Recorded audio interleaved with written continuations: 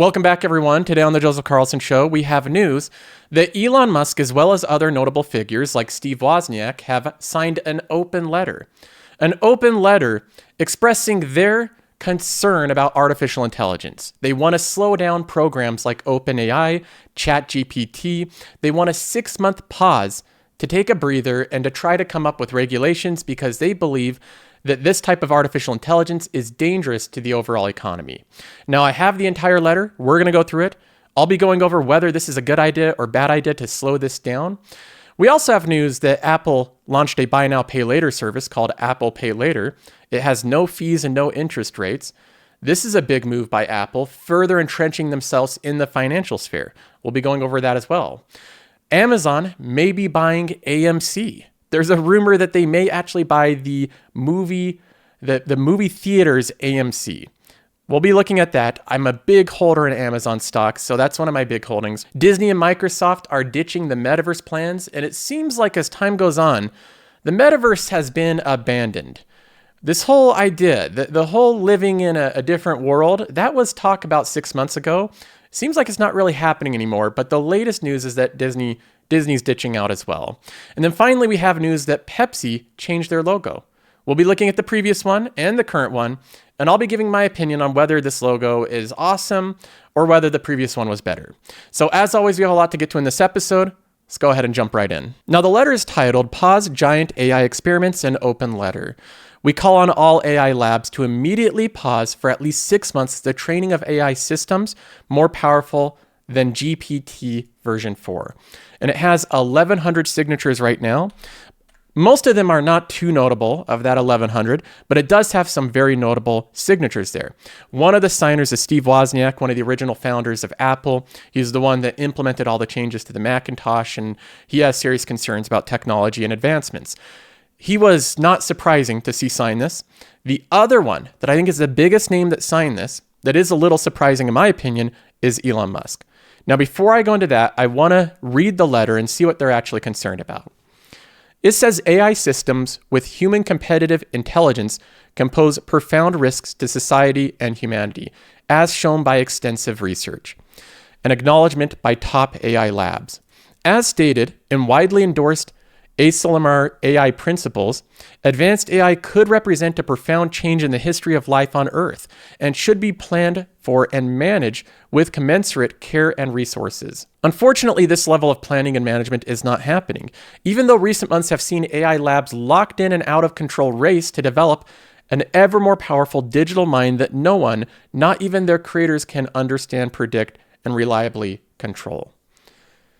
We're getting it portrayed like it's this enigma, this big, powerful brain that nobody can control.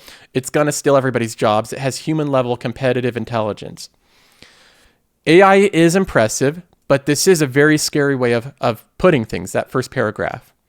Contemporary AI systems are now becoming human competitive at general tasks, and we must ask ourselves, should we let machines flood our information channels with propaganda and untruth? Should we automate away all the jobs, including the fulfilling ones? Those are some good questions, but let me highlight some things here. Here's the first question. Should we let machines flood our information channels with propaganda and untruth? Sure, there's some untruths that ChatGPT and other AI learning machines are going to flood the channels with, but the counter question, the thing that I'd push back with this, is that not what humans do already? Humans flood every channel with as much misinformation as possible. The difference between AI and humans is that humans are far more prone to bias than AI. AI can actually have bias trained out of it. That's something that we can do mathematically. Humans work emotionally. AI has no emotion. So I would actually push back on this concern here, that our information channels are going to be flooded with propaganda and untruths by first saying that's already happening. Look at our journalists. Look at MSNBC, CNBC, Fox News. Are those anything different than propagandists? When you visit those channels, they share any bit of data to support their side of the story, to support what they're saying. They ignore, they minimize, they twist facts to serve their purposes in what I would consider to be straight up propaganda. That is the mainstream media. When you get into other forms of propaganda, you get into entire communities online where people have conspiracy theories, not founded on any type of scientific fact or truth whatsoever. So right here, we're getting into concerns about AI that at the very least, we should consider how these problems already exist in a much bigger extent with what humans are already doing. AI could potentially actually go away and wash out a lot of these untruths and propaganda. If AI is trained properly to have no bias, to focus on factual evidence, things that have been repeatedly proven that are conclusive, that could actually get rid of a lot of untruth in the world, not complicate it. The next thing we have here is they say, should we automate away all our jobs, including the fulfilling ones? There is zero evidence ever throughout all of human history that further automation, that further efficiency that comes along with these type of things leads to overall higher unemployment. You can go back to when we were farmers. When we were farmers, over 40% of the jobs in the US had to do with farming and production. That was what everybody did. Back then, literally half of us would be farmers. That got automated away. Now we have less than 1% of people farming. We produce an excess of food that we export to different countries, and we have lower unemployment now than we did back then. Even going back to a more recent example, just 20 years ago, from the onset of the internet, there was similar concerns like this, that every single meaningful job is going to be automated away. Almost every job was automated away from 20 years ago. Look back to what people did. The internet automates away all of that. So many things have been automated away with software. Software has made things more efficient every single year. Software has made it so that physical documents are done online, so that normal routine processes are done immediately. Software has automated away millions and millions of jobs, yet we have a lower unemployment rate now than we've ever had in history. So this is another claim right here from this open letter that it's going to automate all of our jobs away when that has not been proven to happen in history whatsoever. Old routine jobs that can be done by robots get automated away. If robots and software can do the job, those get automated away, but it almost always releases human talent to create other fields of work. If this was some type of outlier, if this was some type of case where this is going to automate away all the jobs, and we're not going to create any new innovative fields, anything else that we can do that robots can't do, this would be the first time that's ever happened in human history. So that would be something new. Now, as an investor, there's a phrase that Howard Marks and many other investors say is a very dangerous phrase to use. This time, it's different. That's the dangerous phrase. This time, everything's different. It's going to work out differently than it has throughout all of human history. The reason that phrase is a dangerous one, this time it's different, is because almost always, this time it's not different. Things work out the same way they always have. I highly doubt that ChatGPT is going to automate away all fulfilling, interesting jobs to do. And not only is it going to do that, but humans will create with their free time and creativity and ingenuity of the human brain, which is much smarter than ChatGPT. We're not going to create any new work to do for any of us. I just do not see that happening. Could be wrong. This is the future. It is unknown, but the facts and history are on my side. That has never happened before. Continuing on, they say powerful AI systems should be developed only once we are confident that their effects will be positive and the risks will be manageable. This is another thing, and I have to say, I'm a little disappointed for Elon Musk signing this letter. I realize that he sees this doom and gloom future of artificial intelligence taking over everything, but the fact that he's signing a letter calling for more government intervention, for the government to come in and regulate technology before we even see the impacts of it, I think is disappointing. Imagine if we took this route for the modern day internet. Imagine if we said, wow, the internet is going to release a lot of capabilities. It's going to automate a lot of jobs. This is scary new technology. It's going to come along with a lot of evils. Think about all the evils that will happen with the internet. So the government needs to step in and prevent any further development of the internet. The government needs to step in and say, look, Comcast, you can't lay down any more cable lines. We don't want internet going to new people's homes. That is essentially what they're calling for here. A limitation in the progress of new technology, halting it entirely for 6 months. That would be unprecedented in the US. It would put the government in a situation where they're trying to regulate and come up with manageable risk assessments of something that they have no clue about and we don't even know the impacts of. And many of these impacts, like stated here, may be completely overblown.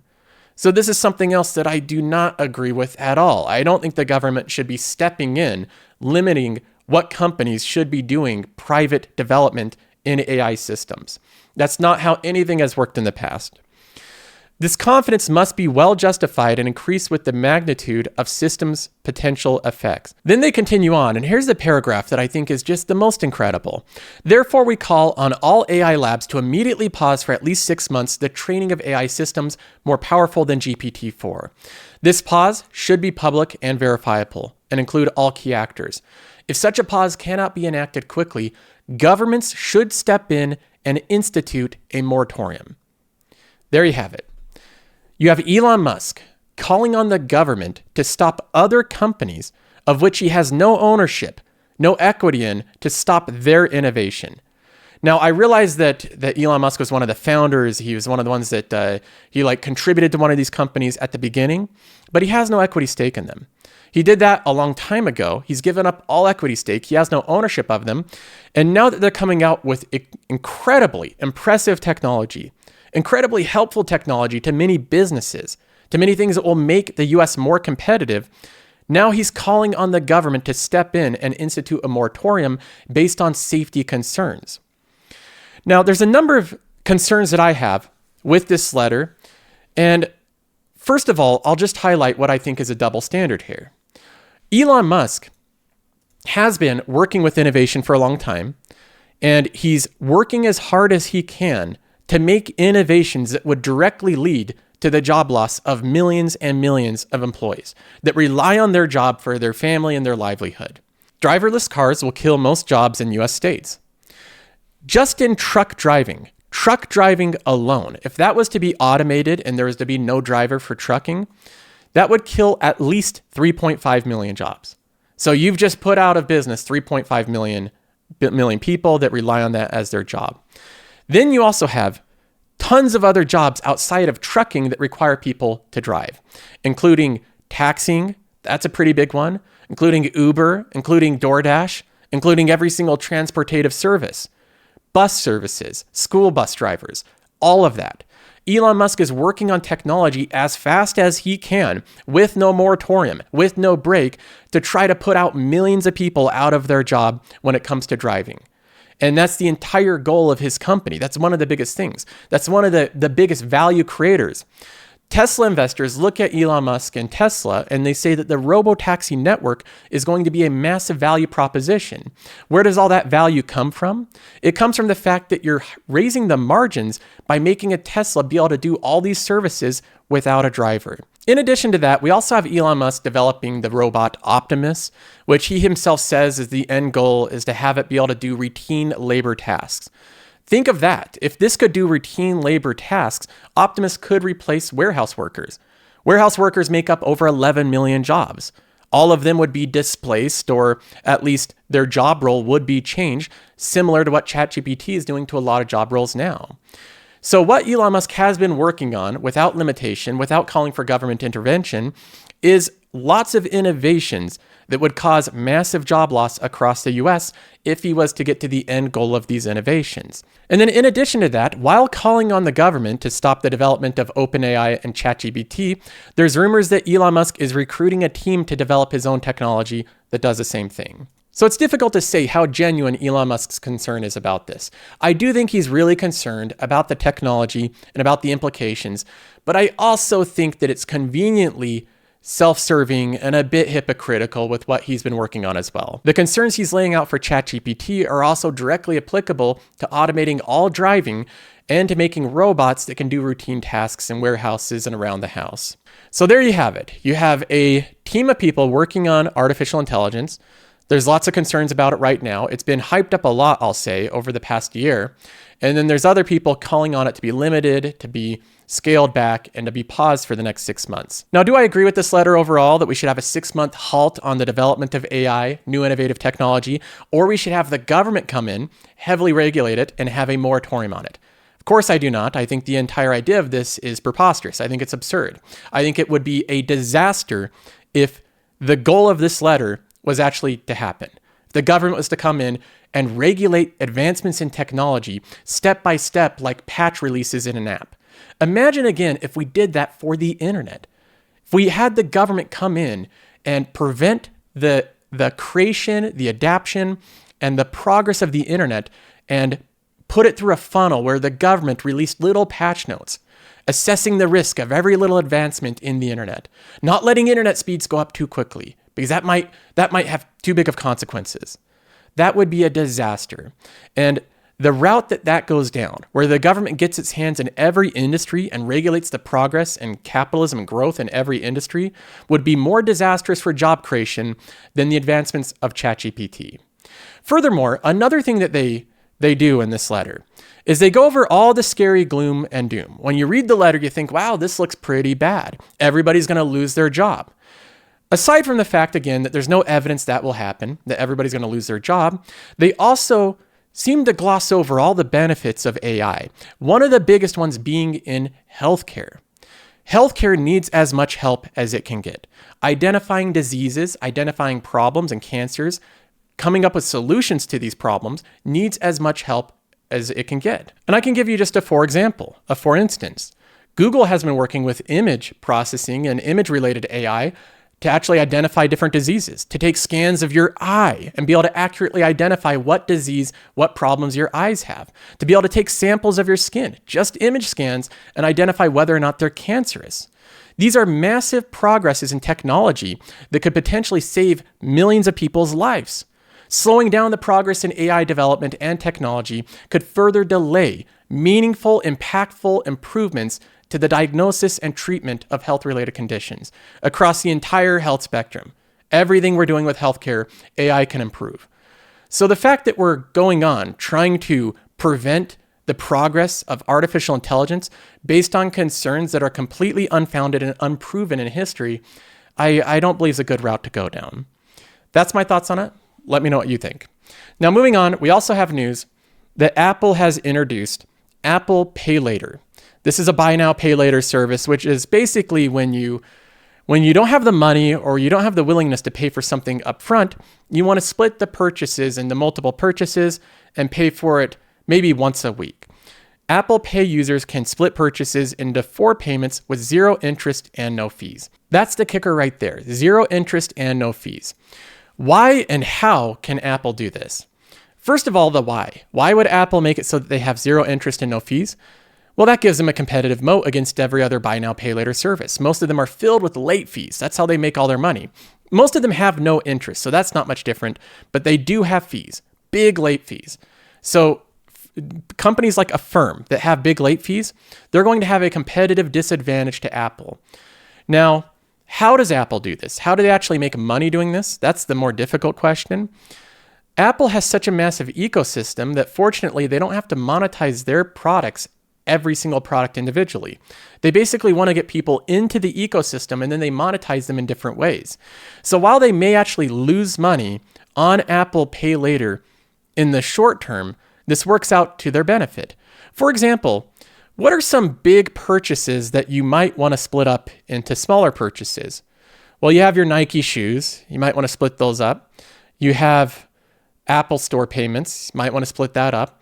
Or you have buying a new iPhone that's $1,100. Ouch, that's a big one. It would be nice if there's a convenient Apple service tied into your phone where you could upgrade your phones, and instead of paying that $1,100 up front, you could split it up over 4 payments every month, right? That would make it a little bit easier to swallow. In essence, what Apple's doing here is they're creating a moat around their competition by having no late fees and no payments, or no interest on the payments. And then they're also making it easier for people to buy their phones, which have very high margins. So again, they're monetizing it in different ways. And this is how Apple has an inherent advantage over any other buy now, pay later service. The ecosystem that Apple has built makes every individual service more valuable because they can twist the levers of monetization in different ways. This is also why it makes sense for Apple to have a credit card. Even if they don't make money on the credit card, they get you attached to their ecosystem. It all has to do with the greater monetization power that this company has. This one, for example, they say that it's going to impact payments that are $50 to $1,000. So that's the biggest that you can put on it. And then you manage the payments in your Apple Wallet, which I love the Apple Wallet. I love sending different things there. You can add anything to it, your insurance cards. It's going to be your driver's license. You can add movie tickets to it. Now you're going to be able to add Apple Pay tickets. The ecosystem that Apple's building is just, it's beautiful. It's a work of art. Other companies should try to learn from Apple. I don't think many companies have been able to build out this powerful of an ecosystem. But I think this is a pretty big deal. In my opinion, I think it is better than what I've seen, the offering from other companies, so I think it will be used. I must say, though, overall, my feelings on buy now, pay later hasn't changed. I think the people that this appeals to the most, the people that want to spread out payments, are precisely the people that should not be spreading out payments. In essence, what this is debt. Getting into debt because you don't have enough money to pay for something up front is not a good strategy. And no matter how many different powerful tools we have to manage debt, it's still very difficult, and I think it's less optimal. I have never once paid a late fee on my credit card, ever, in my entire life. My dad hasn't either. He's 73 years old, and he's never once paid a dime in interest to a credit card company. I use credit cards, but that's just so I'm not spending my own money. That's for fraud protection. But I pay off my credit card every 2 weeks, not even once a month. I pay it off every 2 weeks just to not have debt in my personal household balance sheet. The only type of debt that I think is actually decent is home debt, or where you have an asset that's worth more than the debt itself. So when it comes to these type of services, although I think that Apple's taking a better route, I think they're doing it better than other companies, I still believe most people should just avoid them completely. I have zero interest in using Apple Pay Later. I probably will never use it in my lifetime. Now, moving on, we have another report that caught a couple people off guard. AMC soars on report that Amazon weighs offer for the theater chain. Now, the report here is that AMC Holdings rose 13% after the Intersect website reported that Amazon.com is weighing a possible acquisition of the struggling movie theater chain. Now, do I believe that Amazon is looking at a potential acquisition or purchase of AMC? Yes, I'd actually believe it. It seems like something Amazon would do. I know Amazon, I've studied them for a long time. They look at potentially buying anything that might make them more vertically integrated. And they're coming out with a lot of media content. They're making that a big push in their company. They've obviously had Amazon Prime Video. They're going into sports. And so them trying to extend the vertical reach of their content to owning the end user, which is the movie theater, I could see them doing that. That's not out of the realm of possibility. I'd see Amazon seriously considering doing that. If you think about it, Amazon is not afraid to go into physical buildings. They're not afraid to go into retail. They're not afraid to open up hundreds of warehouses and spend heavily on CapEx. And they spend tens of billions of dollars a year, many of them on acquisitions. They are a very acquisitive company as well. AMC is, I believe, worth about $2 billion, if I'm not mistaken. That would be an acquisition, but not even a big one for Amazon. We're talking about a company here that does over $500 billion in revenue. So could this happen? Theoretically, yes. Do I think it's going to happen? Probably not. In my opinion, I hope it doesn't. I don't think that AMC is that attractive of an asset. I wouldn't buy AMC stock myself, so I'm hoping Amazon doesn't either. But I think they'd have to have a pretty good reason of how they have a lot of synergy, how it's going to work together if they're going to buy this company. Now, the next piece of news is one that's not rather surprising. There's articles like this coming out from the Wall Street Journal. The metaverse is quickly turning into the metaverse. That's a good pun there, a good dad joke from the Wall Street Journal. Disney and Microsoft both closed projects tied to the digital realm this month. And we have other news that Disney is eliminating its metaverse division as part of the company's layoff plans. Now, they say in the report that they only had like 50 employees working on their metaverse team, but Disney did have a real metaverse team within the company, which is something that I didn't even know they had. I thought that they were just all talk about the metaverse. I didn't know they were actually doing anything, but apparently they had a small team, 50 people working on it, and they're firing the entire team or putting them somewhere else in the company. This is typically what happens with these buzzwords in most cases. And that's why I'm highly skeptical anytime a new buzzy thing comes around. Remember way back when the biggest technological advancement in the world was the onset of crypto technology, Bitcoin, Bitcoin was going to change payment processing. It was going to upend the banking system. It was going to go right around Visa and MasterCard. It was going to be the big new thing that everybody used. And Bitcoin went to the moon.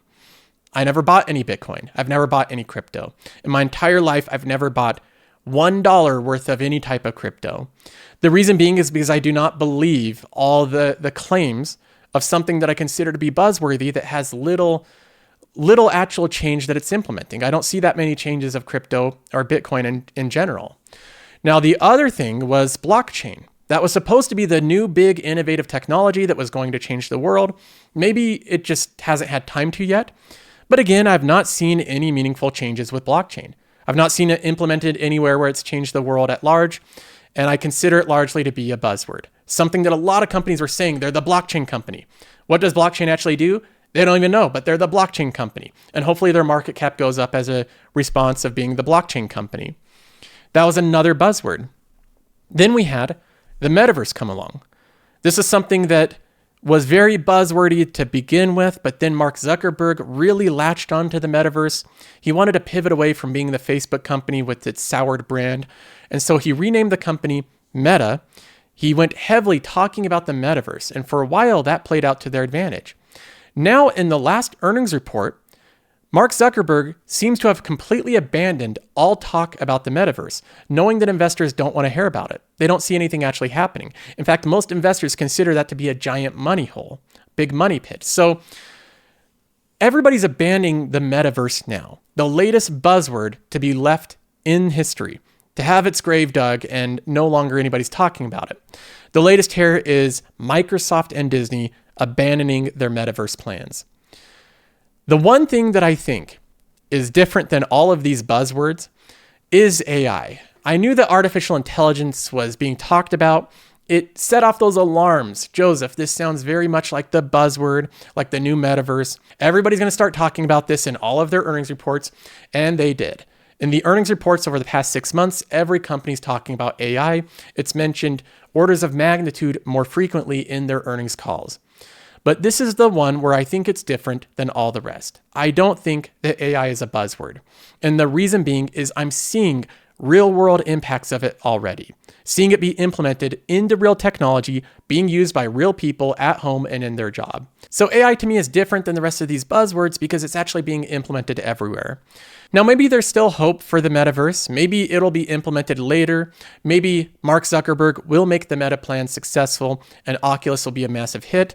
Maybe Apple will come out with their new VR headset and that will make the metaverse a big hit.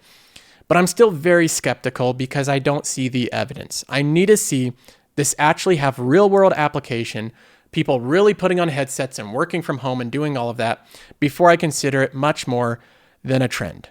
Right now, this is still heavily in the trend area. And again, I do not think that AI is a trend. I think that's in a different category. Now, finally, we move on to a design change here. While all these other companies are focused on AI, robots taking over the world, massive job loss, you know what Pepsi's working on? Pepsi's working on redesigning their logo. Pepsi unveils the new logo and visual identity, marking the iconic brand's next era. We have it right here. This is from Pepsi themselves. Let's take a look at what they're doing here.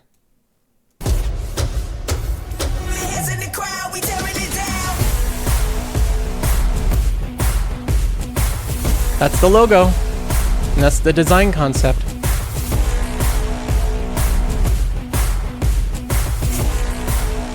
I like the fact, if you actually look at it, let me show some mock-ups here of the before and after. I like the fact that they didn't try to go to the new, everybody's going super simplistic and not bold, but like undercase and extremely simplistic with their logos. And what Pepsi did was they took a different direction. They brought things back a little bit. They made it a little bit more retro. They have uppercase letters, not lowercase. They have a more bold text, which I like. I put Qualtrim in bold text. I like bold text on my videos. And then they have the wavy lines. They kept that the same. They have the same vibrant colors. I like the circles. I really like the look of circles organically when I'm doing design. I just like it. I like overall the logo. The history of Pepsi is an interesting one. You can go back and look at all their logos and their designs. They change it from time to time. But I thought that this was a very fun change from the company. Comparing it to their previous logo, I like it more. Maybe you disagree. It's hard for people to get on board with change in general. When you have the previous logo that you're used to seeing, that you've been used to for years, most people do not like the newer change. But in this case, keeping an open mind about it, I found myself preferring the new one. I think it's a better logo. But there you have it. Pepsi has their new logo.